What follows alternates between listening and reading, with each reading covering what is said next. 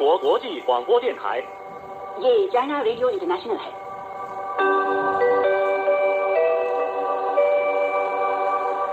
नमस्कार, ये China radio international है। अब हमारा हिंदी कार्यक्रम आरंभ होता है। आज के इस कार्यक्रम में समाचारों के बाद सभी के तहत चीन की अल्पसंख्यक जातियों के रीति रिवाज और चीनी उपन्यास पश्चिम की तीर्थ यात्रा प्रस्तुत किए जाएंगे। अंत में होगा रोजमर्रा की चीनी भाषा।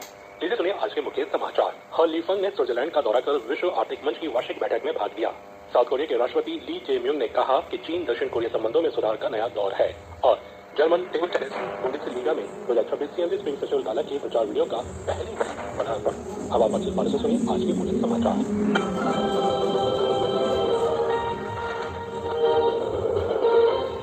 20 जनवरी को सीपीसी केंद्रीय समिति के पोलिट ब्यूरो के सदस्य और चीनी राज्य परिषद के उप प्रधानमंत्री हे लीफेंग ने स्विट्जरलैंड के दावोस में आयोजित विश्व आर्थिक मंच की वार्षिक बैठक 2026 में भाग लिया और भाषण दिया। मंच पर अपने भाषण में हे लीफेंग ने 4 विचार प्रस्तुत किए। पहला, मुक्त व्यापार का दृढ़ता से समर्थन करना चाहिए और समावेशी आर्थिक वैश्वीकरण को बढ़ावा देने के लिए मिलकर काम करना चाहिए। दूसरा, दृढ़ता पूर्वक बहुपक्षवाद का समर्थन करना चाहिए और अधिक न्याय संगत और तर्कसंगत अंतर्राष्ट्रीय आर्थिक और व्यापारिक व्यवस्था में सुधार को बढ़ावा देना चाहिए। तीसरा, पारस्परिक लाभ के सहयोग के सिद्धांत का पालन करना चाहिए, सहयोग के दायरे को बढ़ाने का प्रयास करना चाहिए और विकास संबंधी समस्याओं को हल करने के लिए मिलकर काम करना चाहिए। और चौथा, आपसी सम्मान और समान परामर्श का पालन करना चाहिए और मतभेदों को ठीक से प्रबंधित करने और समस्याओं को हल करने के लिए संवाद का अच्छा उपयोग करना चाहिए। दक्षिण कोरिया के राष्ट्रपति ली जे-म्यूंग ने बुधवार को कहा कि हाल ही में आयोजित चीन दक्षिण कोरिया शिखर वार्ता दोनों देशों के द्विपक्षीय संबंधों को सुधारने की दिशा में एक महत्वपूर्ण क्षण साबित हुई है, जिसने पारस्परिक रूप से लाभकारी सहयोग के नए रास्ते खोले हैं। दक्षिण कोरिया की राजधानी सियोल स्थित च्योंगवाडे, जिसे ब्लू हाउस भी कहा जाता है,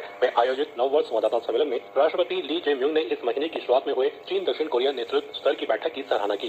उन्होंने कहा कि दोनों देशों के नेताओं के बीच हुई यह बैठक अत्यंत सार्थक रही है और ये दोनों देशों के संबंधों को नई ऊर्जा प्रदान करने वाली प्रेरक शक्ति बन गई है। राष्ट्रपति ली ने चीन की अपनी हालिया यात्रा के दौरान मिले अत्यंत गर्मजोशी भरे स्वागत का विशेष रूप से उल्लेख करते हुए उसे चीन दक्षिण कोरिया मित्रता का प्रतीक बताया। स्थानीय समय अनुसार 18 जनवरी को जर्मन टेबल टेनिस बुंडेसलीगा में 2026 सीएमडी स्प्रिंग फेस्टिवल गाला के प्रचार वीडियो का पहली बार पदार्पण हुआ, जिसने जर्मनी की राजधानी बर्लिन में बहुत ध्यान खींचा है। उसी दिन जर्मन टेबल टेनिस बुंडेसलीगा में एक बहुत प्रतीक्षित मैच हुआ। कई बार बुंडेसलीगा चैंपियन प्राप्त बोरुसिया डसेल्डॉर्फ टेबल टेनिस क्लब ने 2026 जर्मन कप के फाइनल में उप विजेता फुल्डा माउजेल टेबल टेनिस क्लब के खिलाफ मैच खेला। खेल बहुत तेज था और दोनों पक्षों के स्कोर करीबी रहे।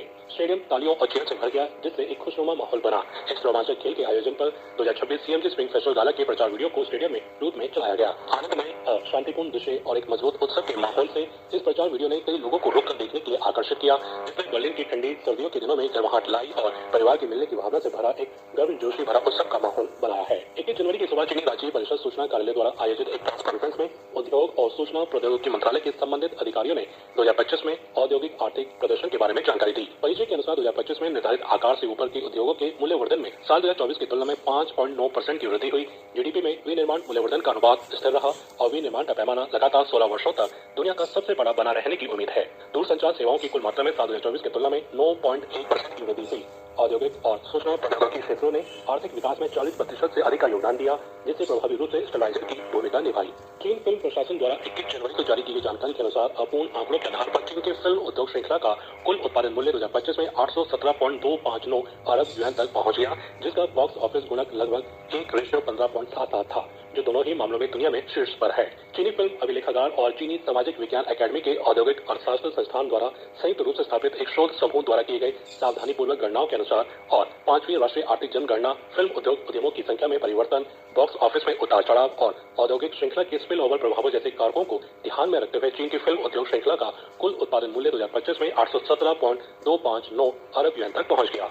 21 जनवरी को चीनी राज्य परिषद के सूचना कार्यालय ने एक प्रेस कॉन्फ्रेंस आयोजित कर साल 2025 तक औद्योगिक और सूचना प्रौद्योगिकी विकास के क्षेत्र में देश द्वारा हासिल प्रमुख उपलब्धियों को प्रस्तुत किया। प्रेस कॉन्फ्रेंस में बताया गया कि चीन ने अब तक 48,38,000 5G बेस्ड सिस्टम स्थापित कर लिए हैं, जो देश के सभी कस्बों तथा लगभग 95% प्रशासनिक गांवों को कवर करते हैं। ये विश्व की सबसे बड़ी और सर्वाधिक उन्नत सूचना अवसंरचना प्रणाली मानी जा रही है।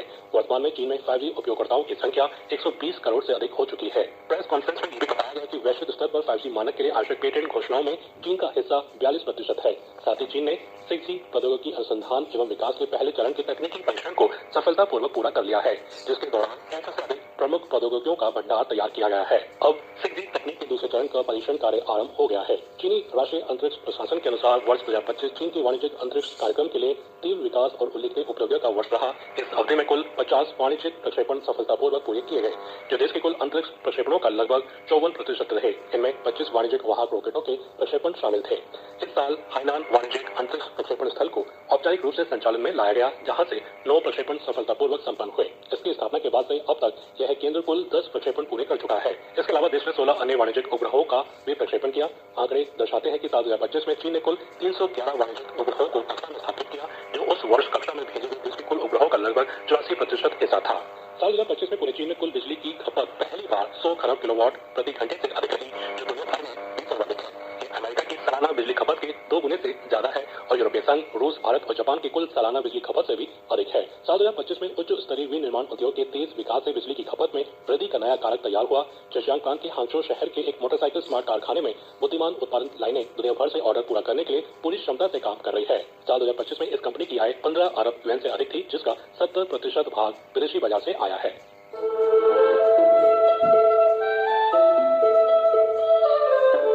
चीन की संस्कृति, सभ्यता और जानकारी, चीन का इतिहास, रीति रिवाज और विदेशी आदान प्रदान, सब कुछ यहाँ मिलता है। आइए चलते हैं चीन के सफर पर और शुरू करते हैं हमारा खास कार्यक्रम स्वर्णिम चीन के रंग।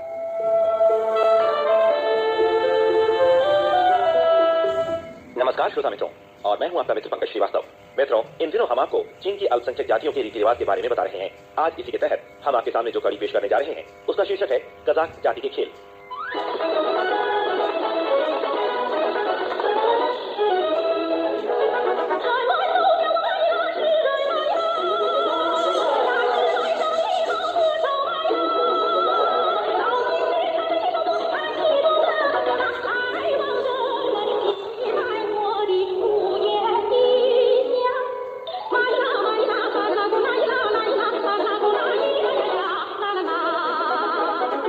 कजाक जाति मुख्य रूप से शिनजियांग के इली कजाक स्वायत्त प्रीफेक्चर और मूलेई पालीखुन कजाक स्वायत्त काउंटियों में बसी हुई है।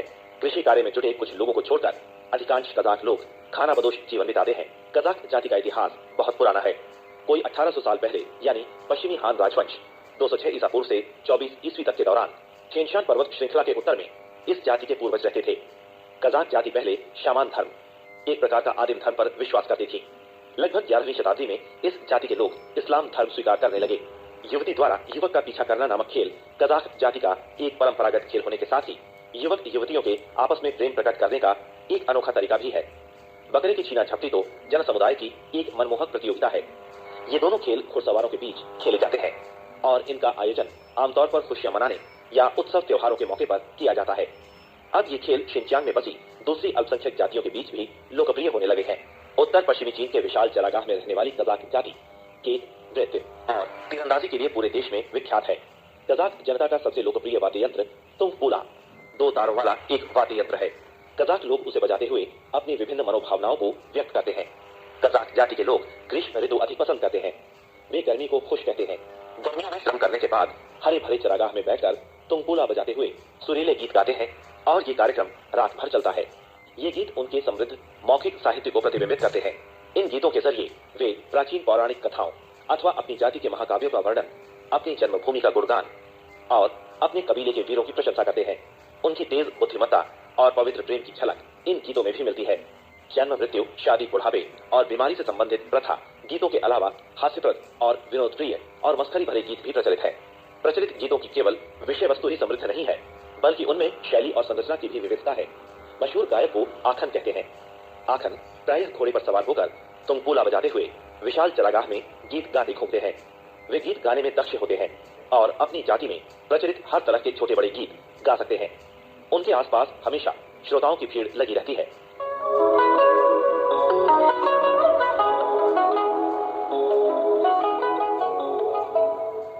अब आप सुन रहे हैं स्वर्णिम चीन के रंग कार्यक्रम में चीन के अल्पसंख्यक जातियों के रीति रिवाजों के तहत कजाक जाति के खेल।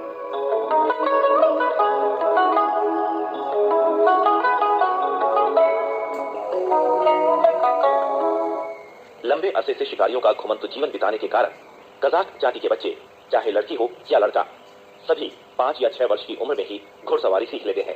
आमतौर पर 8 वर्ष की उम्र में वे कुशल घुड़सवार बन जाते हैं। इसलिए कजाक चरवाहे घुड़सवारी और शिकार करने में कुशल होते हैं।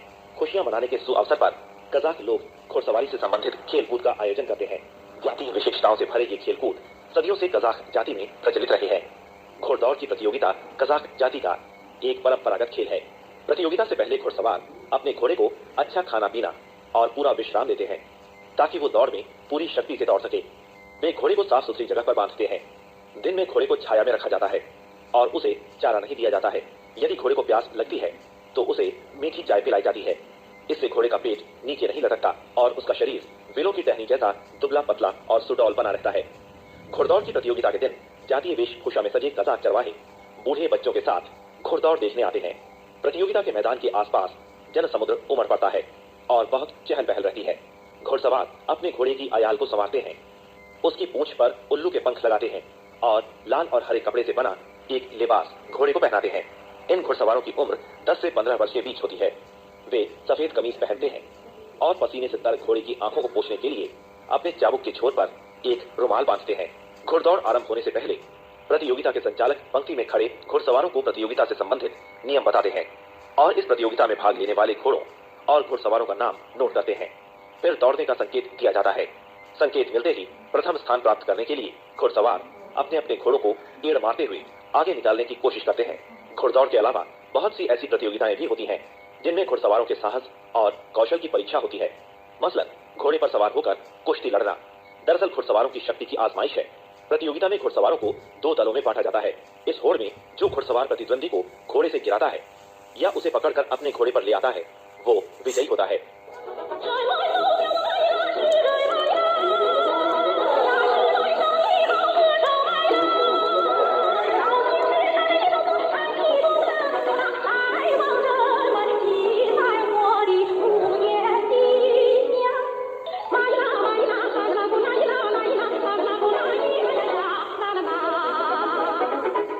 युआन पाव यानी अर्ध चांद रूपी सोने या चांदी की गिल्ली पर निशाना लगाना कजाक जाति की एक अन्य प्रतियोगिता है।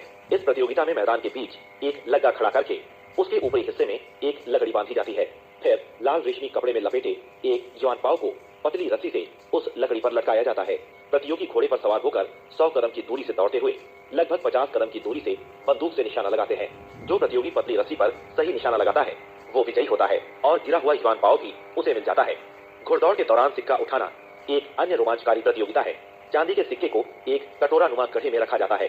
घुड़सवार को घोड़े पर सवार होकर आगे दौड़ते हुए नीचे झुककर गड्ढे से उस सिक्के को निकालना होता है।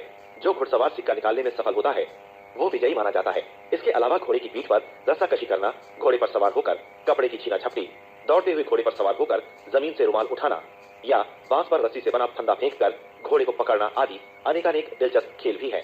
कजाक जाति के पारंपरिक खेलों में बकरे की छीना झपटी सबसे मनोरंजक मानी जाती है। इस खेल के शुरू होने से पहले एक बुजुर्ग 2 वर्ष वाले एक बकरे को काटता है। बकरे के सिर और चारों खुरों को काटकर फेंक दिया जाता है और फिर उसकी गर्दन को कसकर चौड़े और समतल चरागाह में रखा जाता है। घुड़सवार इसके आसपास तैयार रहते हैं। आज्ञा मिलते ही वे तीर की तरह उस बकरे पर झपटते हैं। इस तरह घमासान छीना झपटी शुरू होती है। जो घुड़सवार सबसे आगे बढ़ता है वो बकरे को उठाकर या तो उसे रकाब बंधी हुई पट्टी में या घोड़े पर लादे हुए अपने प्रतिद्वंदियों से बचते हुए आगे दौड़ता है। अन्य घुड़सवार उसका पीछा करते हैं। कभी कभी इस प्रतियोगिता में 100 घुड़सवार शामिल होते हैं। इस छीना झपटी में विजय प्राप्त करने के लिए आमतौर पर पहले करीब 10 घुड़सवारों के एक दल का संगठन होता है और भागने की दिशा निश्चित की जाती है। साथ ही वे आपस में भीड़ से निकलने, बकरे को छीनने, रक्षा करने, भागने, पीछा करने और रोकने जैसे कामों का बंटवारा करते हैं। यदि बकरा पकड़ने वाला घुड़सवार रक्षा करने वाले साथियों की मदद से बकरे को भीड़ से बाहर ले आता है तो वो फौरन भागने वाले साथी को बकरा दे देता है। इस वक्त दूसरे दल के रोकने वाले घुड़सवार पीछे से आगे बढ़कर भागने वाले को रोकने की कोशिश करते हैं। इस बीच अन्य घुड़सवार भी इधर आ पहुंचते हैं। इस तरह एक नई छीना झपटी फिर आरंभ हो जाती है।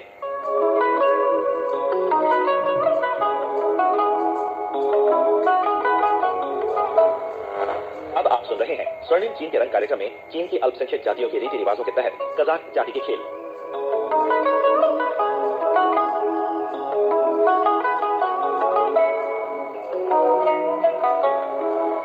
ऐसी बार बार की छीना झपटी के बाद जो घुड़सवार बकरे को लिए भीड़ से निकलकर निश्चित स्थान पर पहुंच जाता है वो और उसका पूरा दल विजयी माना जाता है। विजयी दल को आदर और पुरस्कार प्रदान किया जाता है और उन्हें चरागाह के वीर बाज की उपाधि दी जाती है। इस कार्यक्रम का आयोजन त्योहारों के मौके पर ही नहीं, शादी ब्याह के शुभ अवसर पर भी किया जाता है। कज़ाक जाति के युवक युवतियों का सबसे मनपसंद खेल युवती द्वारा युवक का पीछा करना है।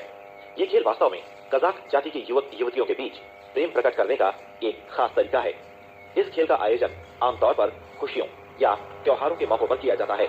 इस खेल के शुरू में युवक युवतियां जोड़े में घोड़ों पर सवार होकर एक निश्चित स्थान की ओर धीरे धीरे आगे बढ़ते हैं। रास्ते में युवक बातचीत करते समय युवती के प्रति प्रेम प्रकट कर सकता है और कभी कभी युवती से मजाक भी करता है। युवती को कितनी भी लाज आए या चिढ़ हो, वो युवक का विरोध नहीं कर सकती और वो सब कुछ चुपचाप सुनती हुई निश्चित स्थान पर पहुंच जाती है। निश्चित स्थान पर पहुंचते ही युवक को युवती के साथ मजाक करने की हिम्मत नहीं होती और फौरन मुड़कर बेतहाशा भागता है, क्योंकि निश्चित स्थान पर पहुंचने के बाद युवती की बारी होती है। वो लौटते समय यदि युवक को पकड़े तो उसे चाबुक से पीट सकती है। नियम के अनुसार युवक इसका विरोध भी नहीं कर सकता। इस प्रकार मैदान में मनोरंजक और उत्साहपूर्ण दृश्य नजर आता है। युवक बेतहाशा भागता है और युवती उसे पकड़ने की कोशिश करती है। उधर दर्शकों में कुछ लोग लड़कियों के लिए वाहवाही करते हैं और कुछ युवकों को आगे निकलने के लिए ललकारते हैं। वे युवतियों के जोश की प्रशंसा में तालियां बजाते हैं और युवकों को सिर पर पैर रखे भागते देखकर हंसते हैं। इस नाटकीय भागदौड़ में युवक युवतियों का प्रेम भी प्रकट होता है। अगर युवती सचमुच उस भागने वाले युवक को प्यार करती है तो वो केवल चाबुक से उस युवक को पीटने का नाटक करती है। भला वो अपने मनपसंद युवक को कैसे जोर से मार सकती है। कुछ युवतियां दूसरों को दिखाने के लिए युवकों को पीटती तो है, पर वो भी बड़े प्यार और नरमी से। यदि युवती उस युवक को पसंद नहीं करती और उसका प्रेम स्वीकार नहीं करती, तब तो उस बेचारे युवक की खैर नहीं। पकड़ में आने पर उस पर ताबड़तोड़ चाबुक बरसता है। इस प्रकार युवक को पीटकर वो अपना गुस्सा प्रकट करती है और ये भी बता देती है कि वो उस युवक से प्रेम नहीं करती।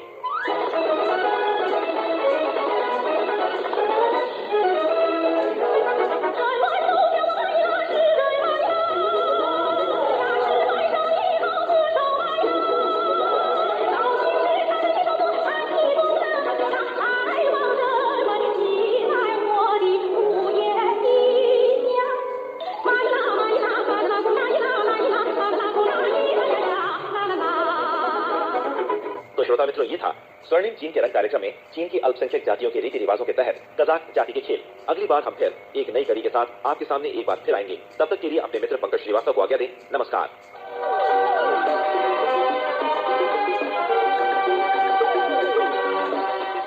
यह चाइना रेडियो इंटरनेशनल है। अब शुरू होता है पश्चिम की तीर्थ यात्रा महासागर का समय।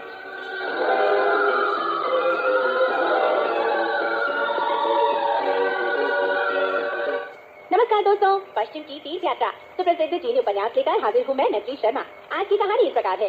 दोस्तों, अब तक आपने कहानी में सुना कि वानर ने घोड़े की लगाम थाम ली और नवयुवक से सामान ले चलने को कहकर वह खुद तांटांग के साथ अंदर चला गया। भूस्वामी काव यह देखकर कहने लगा कि कनिष्ठ पूजेवर तो एकदम अपने घर जैसा ही महसूस कर रहे हैं। वानर ने जवाब दिया, आप 6 महीने तक हमारा स्वागत करते रहे और आतिथ्य करते रहे, तब भी मैं अपने घर जैसा महसूस करता रहूंगा। चलिए दोस्तों, कहानी को आगे बढ़ाते हैं और सुनते हैं कहानी में आगे क्या हुआ। सब लोगों के बैठ जाने पर वृद्ध कहने लगा, अभी कुछ क्षण पहले इस लड़के ने मुझे बताया कि आप पूर्व देश से आए हैं। तांटांग ने जवाब दिया, जी हाँ, मुझे सम्राट ने पश्चिमी स्वर्ग में बुद्ध पूजन करने और उनसे धर्म ग्रंथों की याचना करने भिजवाया है। आज हम इधर से निकले। आज की रात यहाँ बिताकर कल सुबह ही हम अपनी यात्रा पर चल देना चाहेंगे। वानर बीच में ही कह उठा, अगर आपको केवल एक रात ही यहाँ बितानी थी तो फिर आपने पिशाच को पकड़ने की बात ही क्यों उठाई। जब हमें यहाँ एक रात बितानी ही है तो हमने सोचा कि हमें यहाँ रहते हुए कुछ पिशाच पकड़ने में बड़ा मजा मिलेगा। क्या मैं पूछ सकता हूँ कि आपके घर में कितने पिशाच हैं? वृद्ध चीख उठा, हे भगवान, आपको कितने पिशाच चाहिए? हमारे यहाँ तो मेरा यह जामाता ही केवल पिशाच है। हमारा तो उसी ने जीवन बर्बाद कर दिया है। वानर ने कहा, आप उसके बारे में हमें सब कुछ बता दीजिए। अगर मुझे उसको हराना है तो मुझे उसकी जादुई शक्तियों के बारे में पता होना बहुत जरूरी है। वह वृद्ध बोला, हमारे गांव में कभी किसी भूत प्रेत पिशाच या किसी अन्य दुष्ट आत्मा का उत्पात नहीं हुआ था। यह तो मेरा ही दुर्भाग्य था कि मेरी 3 पुत्रियां हुई। पुत्र एक भी नहीं हुआ। मेरी सबसे बड़ी पुत्री का नाम सुगंधित शतावरी, दूसरी का जेठ शतावरी और तीसरी का नील शतावरी है। पहली 2 पुत्रियों की तो उनके बचपन में ही इसी गांव के 2 लड़कों के साथ सगाई हो गई थी। अब उनके विवाह भी हो गए हैं। मैं अपनी तीसरी पुत्री का विवाह किसी ऐसे युवक के साथ करना चाहता था जो मेरे साथ ही रहकर वृद्धावस्था में मेरी और मेरी गृहस्थी की देखभाल कर घर के काम काज निपटाता रहे। 3 साल पहले एक सुंदर नवयुवक यहाँ आया। उसने बताया कि उसका नाम चू है और कहा कि वह आशीर्वाद पर्वत से आया है। उसने मुझसे कहा कि उसके न तो माँ बाप है न भाई बहन। वह मेरी पुत्री के साथ विवाह कर ससुराल में ही रहना चाहता था। उसका कोई पारिवारिक दायित्व न होने की वजह से अपनी ही मूर्खतावश मैंने उससे अपनी पुत्री का विवाह कर दिया। जिस पल से वह मेरे परिवार का सदस्य बना, उसने कठोर मेहनत करनी शुरू कर दी। बिना बैलों या खेती के उपकरणों के वह खेत जोतता निराता रहता था और फसल काटने के लिए उसे ना तो हंसिया की जरूरत पड़ती थी और ना लाठी डंडे की। दिन बीतते गए, मुझे उसमें कोई बुराई नहीं दिखी। केवल कुछ समय बाद उसका रूप बदलने लग गया। इस पर वानर ने पूछा, वह कैसे? पहले तो वह मोटा और काला था, लेकिन बाद में वह लंबी नाक और बड़े बड़े कानों वाला बुद्धू सा दिखने लग गया, जिसके मोटे काले बाल सिर से लंबे लंबे लटकते रहते थे। उसका शरीर बड़ा और स्थूल होता चला गया। अब उसका मुंह बिल्कुल किसी सुअर जैसा दिख गया था। उसकी क्षुधा भी प्रचंड हो गई थी। बहुत बार के भोजन में उसे अनाज के कई गट्ठर खाने को चाहिए और नाश्ते में वह 100 से ज्यादा तवे के आकार की मीठी रोटियां खा जाता है। सौभाग्यवश वह शाकाहारी है। अगर कहीं मांस मदिरा का सेवन करने वाला होता तब तो 6 महीने में ही हमें बर्बाद कर चुका होता। तानचांद ने टिप्पणी दी, जब वह इतना ज्यादा परिश्रम करता है तो उसे भोजन भी तो ज्यादा ही चाहिए। ये तो स्वाभाविक बात है। भूस्वामी काऊ बोला, परंतु यह उतनी महत्वपूर्ण बात नहीं है। इससे ज्यादा महत्व इस बात का है कि वह वायु को बुला लेता है, मेघों और कुहासों को इच्छानुसार बुला भेज सकता है और रेत और पत्थरों को हवा में उड़ा सकता है। उसने हमारे प्रतिवेशियों को आतंकित कर रखा है। वे अब यहाँ रहने में सुरक्षित महसूस नहीं करते। उसने मेरी पुत्री को पीछे के मकान में बंद कर रखा है। किसी ने भी मेरी पुत्री को पिछले 6 महीने से देखा तक नहीं है। हम तो यह भी नहीं जानते कि वह जिंदा है भी या नहीं। इसलिए हमारा विचार है कि वह कोई दुष्ट पिशाच है और इसलिए हम किसी ओझा को बुलाकर उससे पीछा छुड़ा लेना चाहते हैं। वानर बोला, इसमें तो बिल्कुल कोई कठिनाई नहीं होगी। मेरे वृद्ध मित्र, आप चिंता ना करें। मैं आपको दृढ़ विश्वास दिलाता हूँ कि आज रात में ही इसे पकड़कर उससे आपकी पुत्री से विवाह विच्छेद का लेख पत्र लिखवाकर आपकी पुत्री को आपके पास वापस ले आऊंगा। क्यों, कैसा लगा आपको यह विचार? भूस्वामी काऊ ने जवाब दिया, मैंने उसके साथ अपनी पुत्री का विवाह कर देने में कोई बुराई नहीं समझी। अगर आप उसे पकड़ लाने में समर्थ हो जाएं, तो फिर विवाह विच्छेद का लेख पत्र लिखवाने का कष्ट क्यों करते हैं? आप मेरे हित में उसको जड़ से ही खत्म क्यों नहीं कर देते? वानर ने कहा, उत्तेजित ना हो, शांत रहे। मैं आज रात ही उसे जरूर पकड़ लाऊंगा। वृद्ध काऊ बहुत खुश उठा। उसने मेज कुर्सियां लगवाकर उन्हें अच्छे से झाड़ा पुछवाया। फिर उसने शाकाहारी भोजन करवाया। भोजन खत्म कर सोते जाते समय वृद्ध ने पूछा, आपको किन किन अस्त्र शस्त्रों की जरूरत और कितने सहायकों की जरूरत पड़ेगी? मैं वक्त रहते उनका पूरा इंतजाम कर दूंगा। वानर ने जवाब दिया, अस्त्र तो मेरे पास बहुत सारे हैं, आप चिंता ना करें। वृद्ध ने पूछा, आप दोनों महानुभावों के पास तो केवल आपके भिक्षु दंड मात्र हैं। उनसे आप उस दुष्ट आत्मा का खात्मा कैसे कर सकेंगे? वानर ने अपने कान से कसीदे की सुई निकाली, उसे अपनी उंगलियों के बीच रखा और हवा में झटकारा। जल्दी ही वह सुई स्वर्ण पट मंडित भात के कटोरे जितना बड़ा लोहदंड बन गई। उसके बाद वानर भूस्वामी काऊ की ओर मुड़ा और पूछने लगा, आपके पास जो अस्त्र शस्त्र है उनकी तुलना में मेरा यह शस्त्र कैसा लगा? क्या इससे उस पिशाच को मारा जा सकेगा? वृद्ध ने कहा, ठीक है, आपके पास अस्त्र तो है, लेकिन लोग कहाँ है? वानर ने जवाब दिया, उसके लिए तो मैं अकेला ही काफी हूँ। हाँ, मैं यह जरूर जानता हूँ कि मैं जितनी देर अपने गुरुदेव से अलग रहूंगा, कुछ समय के बाद आप सम्मानीय वृद्ध उनके पास बैठकर उनके जी बहलाते रहना। वृद्ध ने अपने भृत्य भेज कर कुछ संबंधी और मित्रों को बुलवा लिया। वे लोग कुछ देर बाद आ पहुँचे। पारस्परिक परिचय होने के बाद वानर ने कहा, गुरुदेव आप यही बैठे रहे, बिल्कुल चिंता मत करें, मैं चला। वानर ने हाथ में लोहदंड थामा और उस वृद्ध को पकड़कर यह कहा कि मुझे पीछे वाले मकान पर ले चलिए, मैं देखना चाहता हूँ कि वह दुष्ट आत्मा कहाँ रहता है। इस पर भूस्वामी काऊ उसे पीछे के मकान के दरवाजे तक ले गया। वानर ने उससे मकान की चाबी तुरंत ले आने को कहा। वृद्ध बोला, देखिए, अगर चाबी से काम हो जाता है तो मुझे आपकी सेवाओं की आवश्यकता ही न पड़ती। वानर कहने लगा, दोस्त, आप इतने वृद्ध हो गए हैं लेकिन अभी तक इतना नहीं समझ पाए कि आपसे कोई मजाक कर रहा है। मैं तो आपको छेड़ रहा था, आपको मेरी बात इतनी गंभीरता से नहीं लेनी चाहिए थी। वानर ने ताला टटोला और देखा कि उसमें पिघला तांबा ढला हुआ था, इसलिए उसने अपने लोहदंड का विषम वार कर ताले को चूर चूर कर डाला। धक्का मारकर दरवाजा खोलने पर उसने देखा कि अंदर खटाटोप अंधकार छाया हुआ था। उसने कहा, काऊ भाई, जरा अपनी पुत्री को आवाज दो, जिससे यह पता तो चले कि वह अंदर है भी या नहीं। वृद्ध ने हिम्मत जुटाकर पुत्री का नाम लेकर पुकारा और पुत्री ने पिता की आवाज पहचान कर क्षीण स्वर में जवाब दिया, पिताजी, मैं अंदर हूँ। अपनी स्वर्णिम नेत्र पुतलियों को घुमाते हुए वानर ने अंधकार में ही झांक कर उसे अच्छे से देखा। दोस्तों, अब तक आपने कहानी में सुना कि वानर उस वृद्ध को मदद करने के लिए मान जाता है और वृद्ध भी उसे पूरी तरह से सहायता देने के लिए बोलता है, लेकिन वानर कहता है उसे किसी की मदद की कोई जरूरत नहीं है, उसे कोई अस्त्र शस्त्र नहीं चाहिए। वह खुद में ही इतना निपुण है कि उसे किसी की मदद के बिना ही उस पिशाच को खदेड़ना आता है। इस पर वृद्ध बहुत हैरान होता है, लेकिन उसका लोहपट मंडित लोहदंड देखकर वह भी शांत हो जाता है। उसके बाद वे उस दरवाजे के अंदर जाता है और तब अंधकार में ही वानर उसकी बेटी को देख लेता है। चलिए दोस्तों, कहानी को आगे बढ़ाते हैं और सुनते हैं कहानी में आगे क्या हुआ। जब उसने बाहर आकर अपने पिता को देखा तो वह उनसे कस कर चिपट गई। फिर वह रोने लगी। वानर ने कहा, रो मत, यह बताओ कि वह पिशाच कहाँ गया है। मुझे नहीं पता, वह तो उषा काल में ही बाहर निकल जाता है और फिर आधी रात के समय ही वापस आता है। उसके जाते समय इतना ज्यादा मेघ और कुहासा छाया रहता है कि मैं कह नहीं सकती कि वह किस दिशा में चला जाता है। वह जानता है कि मेरे पिता जी प्रेत बाधा निवारण की कोशिश कर रहे हैं। इसलिए वह हर समय सतर्क रहता है। इसलिए वह देर से आता है और सुबह होते ही बाहर चला जाता है। वानर बोला, वह तो ऐसा करेगा ही। मेरे वृद्ध मित्र, आप इसे बाहर वाले मकान में ले जाइए और दोनों जी भाई कर बातें कीजिए। मैं यहीं उस पिशाच का इंतजार करूंगा। अगर आज वह वापस न आए तो आश्चर्य न करे, किंतु अगर वह आ जाएगा तो मैं आपके सुख के लिए समाप्त करके ही रहूंगा। वृद्ध अपनी पुत्री को प्रसन्नता पूर्वक बाहरी मकान में ले गया। उसके बाद वानर ने अपनी इंद्रजालिक शक्तियों का इस्तेमाल कर अपने शरीर को झटका देकर उस युवती जैसा बना लिया और फिर कमरे में बैठा पिशाच के आने का इंतजार करने लगा। कुछ देर बाद ही एक विचित्र सी हवा बह उठी जिसमें रेत और पत्थर उड़ते चले जा रहे थे। इस प्रभंजन के खत्म होने पर मध्य आकाश में दुष्टात्मा प्रकट हुई। कृष्ण मुख, रुक्ष केश, दीर्घ नासिका और बड़े बड़े कान वाला वह पिशाच जरूर ही विभत्स दिख रहा था। उसने नीली काली बंडी पहन रखी थी और उसकी कमर पर एक आकृति तरह सूती वस्त्र बंधा था। मन ही मन मुस्कुराता वानर सोच रहा था, अच्छा तो ये ऐसा दिखाई देता है। फिर बिना उसका स्वागत किए या बिना कुछ बोले वह पलंग पर लेटकर लंबी सांस लेता बीमार होने का बहाना करने लग गया। उसकी असलियत से अनजान पिशाच सीधा अंदर आ गया और उसे अपनी बाहों में भर लिया। वानर मन ही मन हंसकर सोच रहा था, अरे ये तो सच में पागल बन गया है। उसने पिशाच को दूर रखने के लिए उसकी लंबी नाक के नीचे अपनी बाह ठेल दी। पिशाच बिस्तर से नीचे गिर पड़ा। उसने खुद को संभाला और पलंग पर झुककर कहने लगा, प्रिय, आज तुम मुझसे इतनी नाराज क्यों हो? क्या इसलिए कि मुझे लौटने में इतनी देर हो गई? वानर ने जवाब दिया, मैं रुष्ट नहीं हूँ, बिल्कुल नाराज नहीं हूँ। अगर वास्तव में तुम मुझसे नाराज नहीं हो तो तुमने मुझे नीचे क्यों गिरा दिया? तुम्हें तो जरा ज्यादा ही सोचने की आदत है। मैं आज बहुत बीमार महसूस कर रही हूँ। ऐसे में तुमने मुझे बाहों में भर लिया, इसलिए मैंने ऐसा किया। अगर मैं सही होती और स्वस्थ होती तो हमेशा की तरह द्वार पर खड़ी तुम्हारा इंतजार करती होती। अब अपने वस्त्र उतारो और पलंग पर आ जाओ। अब क्या था, उसका उद्देश्य समझे बिना ही पिशाच ने अपने वस्त्र खोल दिए। वानर पलंग से नीचे कूद गया और कमरे में रखे मल पात्र पर जा बैठा। उधर पिशाच पलंग पर जाकर इधर उधर टटोलता युवती को खोजने लग गया, लेकिन वह नहीं मिली। उसने पूछा, प्रिय, तुम कहाँ हो? जल्दी यहाँ आ जाओ। वानर ने जवाब दिया, तुम सो जाओ, मैं शौच जा रही हूँ। पिशाच ने उसकी यह बात मान ली। तब वानर ने निश्वास लेते हुए मीठी मीठी आवाज में कहा, मैं भी कितनी अभागी हूँ। पिशाच ने आपत्ति की, तुम मुझसे इतना ऊब क्यों गई हो? अभागी होने में तुम्हारा क्या? तुमसे विवाह करने के बाद मैंने तुम्हारे घर का थोड़ा सा खाना खाया होगा, थोड़ी सी चाय पी होगी, लेकिन मैं आलसी बना बैठा कभी नहीं। मैंने तुम्हारे परिवार के लिए झाड़ पोंछ की है, खाइयाँ खोदी हैं, ईंट खपरेड हुई है, दीवारें बनाई है, खेत जोते हैं और उनकी घास उखाड़ी है, गेहूं बोया है, धान रोपा है।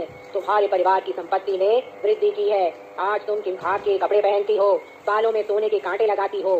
चारों ऋतुओं में तुम्हें फल फूल उपलब्ध होते रहते हैं। साल भर पकाने के लिए साग तरकारियाँ मिल जाती हैं, फिर भी तुम मुझसे संतुष्ट नहीं रहती। इस तरह कराती गुनगुनाती रहती हो और अपने दुर्भाग्य को कोसती हो। वानर ने जवाब दिया, मम्मा मेरा मतलब ये नहीं था। मैंने आज अपने माता पिता को दीवार के परे बातें करते सुना था। वे मुझे कोस रहे थे और ईंट खपरेल इस तरह तोड़ रहे थे मानो वे मुझ पर ही बरसा रहे हो। पिशाच ने पूछा, वे ऐसा क्यों कर रहे थे? उनका कहना था कि जब से हमारा विवाह हुआ है और उनके घर जमाई बने हो आप, उनकी सारी प्रतिष्ठा धूल में मिल गई है। वे आप जैसे कुरूप व्यक्ति की उनके घर में मौजूदगी को बुरा भला कह रहे थे, क्योंकि ना तो आप अपने साले सालियों से मिलते हो और ना किसी अन्य सगे संबंधी से। इसके अलावा आप जब भी कहीं आते जाते हो बादल और कुहासे छा जाते हैं। उन्हें तो यही शक हो रहा है कि कहीं आप हो कौन और आपकी असलियत क्या है, आपका असली नाम क्या है। आप उनकी प्रतिष्ठा खराब कर रहे हैं और उनके परिवार के कुयश का कारण बन गए हैं। इसलिए आज वे इतने नाराज हो गए कि वे मुझे भी अपशब्द कहने और मारने के लिए हाजिर हो गए थे। पिशाच ने जवाब दिया, भले ही मैं कुरूप हूँ, लेकिन अगर तुम्हारी इच्छा मुझे सुंदर देखने की हो तो उसमें मुझे कोई परेशानी नहीं होगी। जब मैं पहले पहलाकर तुम्हारे पिता से मिला था तब उन्होंने अपनी ही इच्छा से मेरे साथ तुम्हारा विवाह किया था। फिर अब वे ऐसी बातें क्यों कर रहे हैं? मेरा घर आशीर्वाद पर्वत की मेघ मार्ग गुफा में है। मेरा वंश नाम भी मेरे चेहरे की तरह चू यानी शुकर ही है। मेरा पूरा नाम चू कांगले है, जिसका मतलब है लौह केशी शुकर। वानर सोचकर खुश हो रहा था, इतनी सारी बातें बिना शारीरिक यातना दिए ही बता दी। इससे यह तो सिद्ध होता ही है कि यह पिशाच है ईमानदार। अब मुझे यह तो पता चल ही गया है कि यह कौन है और कहाँ का है। अब मैं इसे जरूर पकड़ लूंगा। फिर वह ऊंचे दूर में कहने लगा, मेरे पिता ने आपको पकड़ने के लिए ओझा बुलाया है। पिशाच हंसकर कहने लगा, वह सब भूलकर तुम यहाँ आ जाओ। मैं बहुत रूपांतरण कर सकता हूँ और मेरे पास मेरा 9 कांटों वाला पांचा भी है। फिर मुझे किसी ओझा पुरोहित भिक्षु या तावपंथी से क्या डर। अगर तुम्हारा पिता इतना बड़ा धर्मात्मा होता कि न वे स्वर्ग से खुद परम पिता को भी बुला सकता तब भी मुझे कोई डर नहीं था, क्योंकि परम पिता भी मेरे पुराने दोस्त हैं और मुझे विश्वास है कि वे मुझे कभी कोई नुकसान नहीं पहुँचाएंगे। पिताजी कह रहे थे कि उन्होंने किसी सोन नाम के आदमी को यहाँ आपको पकड़ने के लिए बुलाया है। यह सोन वही स्वर्ग समकक्ष महान मनीषी है जिसने 500 साल पहले स्वर्ग के राजप्रासाद में बहुत उत्पात मचा दिया था। अब क्या था, यह नाम सुनकर तो वह बकबका गया और कहने लगा, अगर ऐसी बात है तो मैं चला, हमारा रिश्ता खत्म हो गया समझो। वानर बोला, आप ऐसे कैसे चले जा सकते हैं? पिशाच ने जवाब दिया, तुम्हें तो पता ही होगा, क्योंकि वह अश्वरक्षक जिसने स्वर्ग प्रासाद में इतना उत्पात मचा दिया था सच में बहुत वीर योद्धा है। मैं उससे जीत नहीं पाऊंगा, तब मेरी प्रतिष्ठा बर्बाद हो जाएगी। यह कहकर उसने अपने वस्त्र समेटे और दरवाजा खोल लिया। तो दोस्तों, आज की कहानी यही तक। आगे की कहानी लेकर मैं मैथिली शर्मा से हाजिर होंगी। तब तक के लिए नमस्कार, बाय बाय।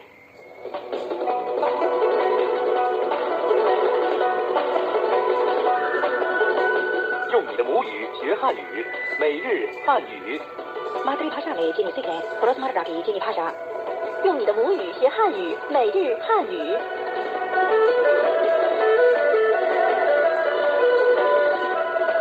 ये चैनल रेडियो इंटरनेशनल है। श्रोता दोस्तों को शाखा का प्यार भरा नमस्कार। रोजमर्रा की चीनी भाषा कार्यक्रम सुनने के लिए आप सभी लोगों का स्वागत। श्रोता दोस्तों को राकेश वत्स का भी नमस्कार। पिछले पाठ में हमने कुछ चीनी वाक्य सीखे थे जिनका प्रयोग ट्रैवल एजेंसी में पूछताछ करने के समय किया जा सकता है। अब आज के पाठ के मुख्य वाक्य। 请问邮局在哪儿? कृपया बताएं डाकघर कहाँ है? 我要寄包裹, मैं पार्सल भेजना चाहता हूँ। 多长时间能到? वहाँ पहुँचने में कितना समय लगेगा? 我要取包裹, मैं पार्सल लेना चाहता हूँ।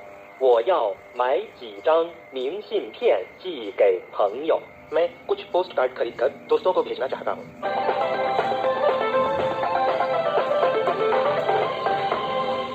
दोस्तों, वर्तमान में श्याओचांग जी और मैं और शायद आप भी ईमेल का खूब इस्तेमाल करते हैं, लेकिन फिर भी हमें कभी कभी डाकघर जाने की जरूरत पड़ ही जाती है। ईमेल से सारे काम तो नहीं हो सकते। चिट्ठी भेजने के अलावा कुछ अन्य मामलों का निपटारा करने के लिए वहाँ जाना पड़ता है। आपने सही कहा, और आज का पाठ भी इसी विषय पर है। तो आप बताइए, हमें क्यों डाकघर जाना पड़ता है? मैं तो कभी पैसे भेजने के लिए जाता हूँ, कभी पार्सल लेने के लिए जाता हूँ, कभी पार्सल भेजने के लिए जाता हूँ, और अगर मैं कभी रास्ता भूल जाता हूँ तो डाकघर का पता पूछता हुआ वहाँ तक पहुँच जाता हूँ। बाकी का रास्ता मुझे मालूम है। तो चलिए, सबसे पहले मैं आपको ये बताती हूँ कि डाकघर को चीनी में क्या कहा जाता है। चीनी में कहा जाता है邮局। 邮局 邮यानी कि डाक, 邮 局 प्योरो हिंदी में घर। 局 邮局 邮局 अगर मैं डाकघर जाना चाहता हूँ तो चीनी में क्या मैं ऐसे कह सकता हूँ? 邮局在哪? बिल्कुल ठीक।邮局在哪? डाकघर कहाँ है? 邮局在哪? डाकघर कहाँ है? शिष्टाचार के लिए आप पहले बोल सकते हैं 请问, इसका मतलब है कृपया बताएं। 请问请问邮局在哪儿? 请问邮局在哪? कृपया बताएं डाकघर कहाँ है? आइए अब हम आज के पाठ की पहली बातचीत सुने। 请问邮局在哪儿?就在前面拐角处。अगर मैं पार्सल भेजना चाहता हूँ तो कैसे बोलना चाहिए? आप बोल सकते हैं 我要寄包裹。我要寄包裹。我यानी कि मैं, 我要चाहना, 要 寄डाक से भेजना।寄 ठीक है, पार्सल को चीनी भाषा में 包裹。包裹。我要寄包裹。我要寄包裹。मैं पार्सल भेजना चाहता हूँ। अच्छा, अब हम आज के पाठ की दूसरी बातचीत सुने। 我要寄包裹。寄到哪儿? 寄到香港。 श्याओचांग जी, चीनी भाषा में ये कैसे कहा जाता है? वहाँ पहुँचने में कितना समय लगेगा? आप कह सकते हैं 多长时间能到。多长时间能到? 多长时间 कितना समय, 多长时间 能 सकना, 能 到 पहुँचना। 到? 多长时间能到? 多长时间能到? वहाँ पहुँचने में कितना समय लगेगा? अच्छा, अब हम आज के पाठ की तीसरी बातचीत सुने। 我要寄包裹寄香港，多长时间能到? 最少2个星期。एक बात और है, मुझे मेरे दोस्त ने एक पार्सल भेजा है और मुझे उसे लेने डाकघर जाना है। पार्सल लेने के लिए मैं क्या कहूँ? आप कह सकते हैं 我要取包裹。我要去包裹。我要 मैं चाहती हूँ, 我要 取 लेना 取 पार्सल का मतलब包裹है। 我要取包裹。我要取包裹 मैं पार्सल लेना चाहता हूँ। आइए अब हम आज के पाठ की交际 बातचीत सुने। 我要取包裹。请给我看一下你的包裹单和护照。मैं अपने दोस्तों के लिए कुछ पोस्ट कार्ड भी खरीदना चाहता हूँ। चीनी भाषा में ये कैसे कहा जाता है? आप कह सकते हैं 我要买几张明信片寄给朋友。我要买几张明信片寄给朋友。我要 मैं चाहती हूँ, 我要 मैं चाहता हूँ। 买 खरीदना, 买 几张 कुछ, 几张明信片 postcard, 明信片寄给 इसको भेजना, 寄给朋友 दोस्त। 朋友。我要买几张明信片寄给朋友。मैं कुछ postcard खरीद कर अपने दोस्तों को भेजना चाहती हूँ।我要买几张明信片寄给朋友。मैं कुछ पोस्ट कार्ड खरीद कर अपने दोस्तों को भेजना चाहता हूँ। आइए अब हम आज के पाठ की 5वीं बातचीत सुने। 我要买几张明信片寄给朋友。印有长城和故宫的很合适。अच्छा दोस्तों, आज का पाठ यहीं तक। अच्छा, अब शाओथांग और राकेश को आज्ञा दें, फिर मिलेंगे। नमस्कार। नमस्कार।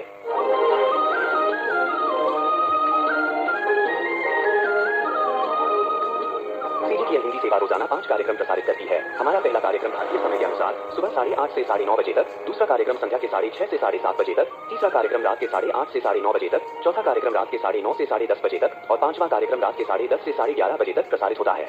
कार्यक्रमों के मीटर बैंड इस प्रकार है। सुबह 8:30 से 9:30 बजे 13,720 किलोहर्ट्ज, शाम 6:30 से 7:30 बजे 9,635 किलोहर्ट्ज, रात 8:30 से 9:30 बजे तक 7,225 किलोहर्ट्ज, रात 9:30 से 10:30 बजे 7,395 किलोहर्ट्ज, रात 10:30 से 11:30 बजे 1,269 किलोहर्ट्ज। अब इंटरनेट पर सीजीटीएन की हिंदी वेबसाइट भी खुली हुई है। इसे देखने के लिए हम आपका हार्दिक स्वागत करते हैं। हमारी वेबसाइट का पता है hindi.cgtn.com।